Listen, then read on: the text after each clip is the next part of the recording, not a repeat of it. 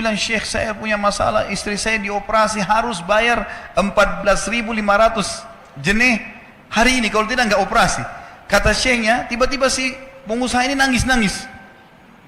Orang ini juga heran, kenapa kalian berdua menangis? Dia masih bingung kenapa gitu. Kata Syekhnya, biarin orang ini yang jelaskan.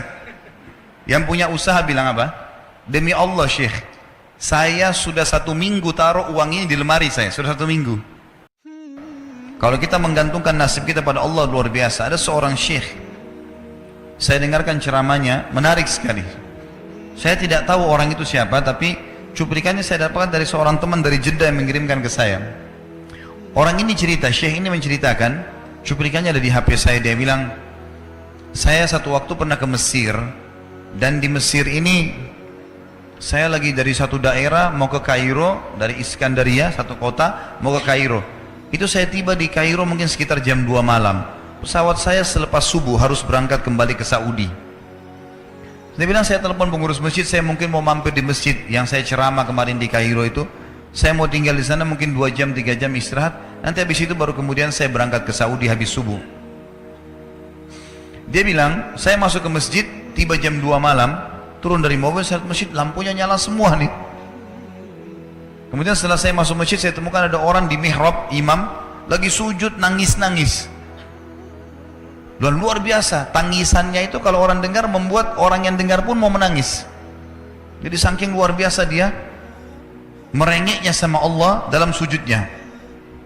Kata syekh ini, saya pun sambil berdoa sama Allah, ya Allah kabulkan permintaannya orang ini, walaupun saya belum tahu apa yang diminta gitu. Dia bilang selesai dia sholat, saya dekati dia, saya bilang, Masya Allah, doa apa ini? Luar biasa ini. Doa yang diikuti dengan tangisan di 1/3 malam menjelang subuh. Allah turun ke langit bumi, dikabulkan nih. Dia bilang, demi Allah Syekh. Karena Syekh ini orang Arab biasanya panggil, bisa orang pintar, bisa orang kaya, bisa orang tua. Jadi kalau antum dipanggil Syekh, jangan bangga dulu ya. Karena banyak maknanya itu. Ya. Jadi dipanggil syekh, kita tidak tahu, biasa juga di Saudi begitu ya. Kalau ada orang kita tidak kenal dipanggil syekh, syekh sini syekh, walaupun antum bukan syekh sebenarnya gitu. Ya. Maka dia bilang, demi Allah syekh, dia tidak tahu kalau ini orang memang ulama gitu. Istri saya sekarang lagi dirawat di rumah sakit, dan saya harus bayar 14.500 jenih atau ponnya Mesir. Saya harus bayar rumah sakit, kalau enggak istri saya enggak bisa dioperasi. Ini sudah parah sekali. Kata syekhnya, jadi gara-gara itu kau sujud sama Allah. Dia bilang, iya, lanjutkan nangis sama Allah. Allah tidak akan menyanyiakan orang yang ikhlas minta padanya. Lanjutkan, nikmati sujudmu, pasti Allah akan berikan jalan keluar. Dia bilang, iya baik. Orang itu dia bilang kembali lagi ke mihrab, nangis lagi, sholat sujud sama Allah, ya Allah. Dan dalam doanya begitu, ya Allah istri saya mau dibayar besok rumah sakitnya, jumlahnya sekian, saya tidak pegang uang 1 jenih pun. Ini 14.500 jenih, banyak sekali. Maka dia bilang, orang ini bilang, baiklah kalau begitu. Syekhnya ini bilang, saya mau tidur dulu, saya istirahat 1 jam, menjelang azan subuh dia bilang, ada marbot masjid datang bangunin saya. Sudah azan, saya sholat qobliyah, sholat sunnatul fajr. Waktu iqamah, pengurus masjid tahu kalau dia ini ulama, dipanggil, dia bilang, Syekh tolong jadi imam. Dia bilang, saya capek, baru istirahat 1 jam 2 jam malam, biarlah imam. Dia bilang, tidak apa-apa, ayat-ayat pendek aja, baca surah-surah pendek aja. Kata Syekh, baiklah. Dia bilang, saya baca surah-surah pendek. Rupanya mikrofon masjid karena keluar di luar, ada satu pengusaha Mesir, apartemennya itu dekat masjid, dan dia suka ikuti ceramahnya Syekh ini di YouTube. Dia bilang, turun dari apartemennya, ikut sholat berjamaah di masjid, karena dia kenal suaranya orang ini gitu. Begitu selesai sholat, dia bilang, saya lagi zikir, datang orang itu. Dia bilang, Syekh, ahlan wa sahlan di Mesir, saya salah satu penggemar Anda di YouTube, dan saya dengar suara tadi. Saya tadi mau sholat di masjid lain, saya ke masjid ini. Dia bilang, Syekh, saya mau minta tolong satu hal. Kata Syekhnya, kenapa? Dia bilang, saya sudah ngitung zakat uang perusahaan saya harus alokasikan 14.500 jenih. Kata Syekhnya, orang itu bilang, saya mau alokasikan zakat saya 14.500 jenih. Kata Syekhnya, saya nangis, dengar itu. Nangis, saya terisak-isak. Kata orang itu, kenapa Anda nangis? Syekh bilang, saya nggak bisa jelasin. Dia bilang, saya nangis terus. Kemudian saya lihat ke kiri kanan di saf, mana orang yang tadi malam sholat tahajud tuh? Ada di ujung. Dipanggil sama Syekh, fulan kesini, datang. Dia bilang, ceritakan masalah kamu apa? Dia bilang, Syekh, saya punya masalah, istri saya dioperasi harus bayar 14.500 jenih hari ini, kalau tidak nggak operasi. Kata Syekhnya, tiba-tiba si pengusaha ini nangis-nangis. Orang ini juga heran, kenapa kalian berdua menangis? Dia masih bingung kenapa gitu. Kata Syekhnya, biarin orang ini yang jelaskan. Yang punya usaha bilang apa? Demi Allah Syekh, saya sudah 1 minggu taruh uang ini di lemari saya, sudah 1 minggu.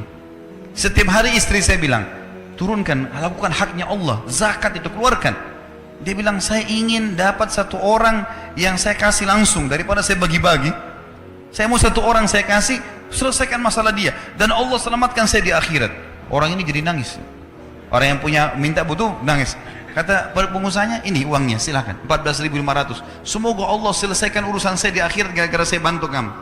Kata Syekhnya, demi Allah yang terjadi, orang ini yang siapa namanya, orang yang punya uang ini, yang dikasih uang, dia tiba-tiba lupakan saya dan lupakan si pemilik uang. Dia langsung angkat kepalanya ke langit sambil menangis mengatakan, ya Allah, aku mencintaimu. Terpenuhi kebutuhannya, gitu kan. Kuasa Allah. Teman-teman, cuman kita selalu buru-buru. Kalau seseorang kita di perusahaan mau dinaikkan gajinya saja, mau naikkan jabatannya, dia harus tulis permohonan. Tidak mungkin juga baru hari ini dimasukkan kemudian ketuk ruangan di rootnya, mana permintaan saya kemarin, atau hari ini, nggak mungkin. Seminggu dia sabar, 2 minggu dia sabar, dengan berharap datang panggilan. Kenapa dengan Allah subhanahu wa ta'ala kita tidak begitu, teman-teman?